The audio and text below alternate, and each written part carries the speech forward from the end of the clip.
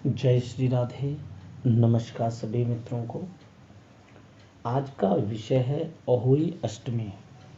अहोई अष्टमी का व्रत जो है सभी माताएं अपनी संतान की सुख समृद्धि और उनकी वृद्धि के लिए इसका व्रत रखते हैं। अहोई अष्टमी का अहोई अष्टमी के व्रत के कई अनेकों नियम शास्त्रों में अलग अलग तरीके से बताए गए हैं, लेकिन अब के होने वाली अहोई अष्टमी जो कि 28 तारीख की मान्य है, इस 28 तारीख को अहोई अष्टमी का जो महत्व है वो बहुत ज़्यादा है।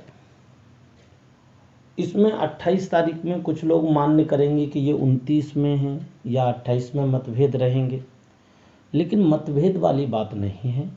चंद्र अर्घ जो दिया जाता है वो प्रधान होता है और चंद्र अर्घ दिया जाएगा 28 तारीख को रात्रि के समय पर।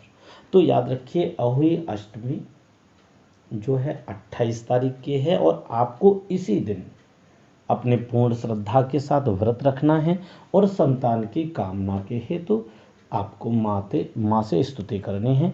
माँ जो है आपके सभी प्रकार के दुख व कष्टों से आपको निवृत्त करेंगे। अब मैं आपको बताने जा रहा हूँ वो उपाय जो आपको अति अनिवार्य है, क्योंकि जो भी आप नियम करते हैं वो सभी नियम आप पहले से करते आ रहे हैं और वही नियम आगे भी मान्य होंगे। लेकिन जैसे आप चाहते हैं कि परिवार में और भी कलेश चल रही है, पुत्र प्राप्ति या पुत्र की शांति ही नहीं, आप उनके समस्त व्याधा भी इसी व्रत के प्रभाव से समाप्त कर सकते हैं।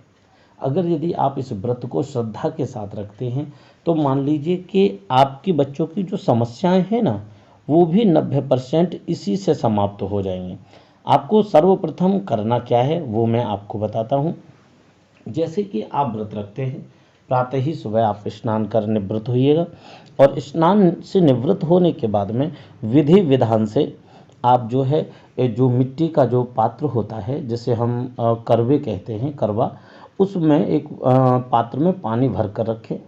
उसके बाद माँ की स्तुति करें और स्तुति करने के बाद में माँ से प्रार्थना करें कि आप हमारे संतान के समस्त प्रकार के विपदा को समाप्त करें। ये तो रहेगा एक सिंपल उपाय जो कि साधारण तरीके से आप जो है जल भर के एक पात्र में, सर्वे में या मिट्टी के बर्तन में, और आप मैया से सीधे स्तुति कर सकते हैं। दूसरी बात, माताओं के लिए सबसे ज़्यादा अच्छी ये बात है कि संतान को किसी भी प्रकार की व्याधा हो या किसी भी प्रकार की समस्या हो, आप जो है आप एक पात्र लें जो कांसे का पात्र हो, उसमें घृत भरें, पूर्ण ना भर सकें तो यथाशक्ति भरें, उसमें हल्दी रखें और हल्दी रखने के बाद में माँ भगवती की आराधना करें। माँ भगवती की आराधना करने के बाद 16 उपचार से ज़्यादा, अगर यदि आपको 16 उपचार से विधि नहीं आती है तो 16 उपचार का अर्थ है 16 प्रकार की पूजाओं का विधान, जिसमें अर्घ देना, आचमन करना, स्नान कराना, ये सब मनसा होता है। मनसा परिकल्पयामि। उसके बाद में पंचामृत से ही मन से द्वारा स्नान कराया जाता है। उसके बाद आप उन्हें चंदन लगाइएगा, वस्त्र पहनाइएगा, कलावा आदि तोड़ के चढ़ाइएगा, पुष्प व पुष्पमाला, उसके बाद सिंदूर चढ़ाइएगा। सिंदूर चढ़ाने के बाद में जो है आप कोई सुगंधित द्रव्य या इत्र आदि माँ भगवती के, माँ गौरी के चरणों में अर्पित करिएगा और उसके पश्चात आप जो है उन्हें भोग लगाइएगा। अब सबसे महत्वपूर्ण बात है कि जो आपने घृत में हल्दी डालकर जो आपने मैया का जो स्थान बनाया है, उसमें आपको मैया की स्तुति जो करनी है, वो स्तुति करने से पूर्व आपको खीर का भोग लगाना होगा। खीर का भोग लगाकर आप जो है कोई भी फल अर्पित करिए, आरती करिए, आरती के बाद क्षमा याचना करिए और क्षमा याचना करने के पश्चात आप मैया से अपने संतान की समस्त प्रकार की बाधाओं की निवृत्ति के लिए उनसे निवेदन करिए कि आप शीघ्र मेरे संतान, मेरे परिवार की सभी प्रकार की समस्याओं को दूर करिए। मैं आपके व्रत को श्रद्धा भाव व समर्पण के साथ आपका करते हूँ। आप मेरे ऊपर विशेष अनुकंपा बना कर रखिएगा।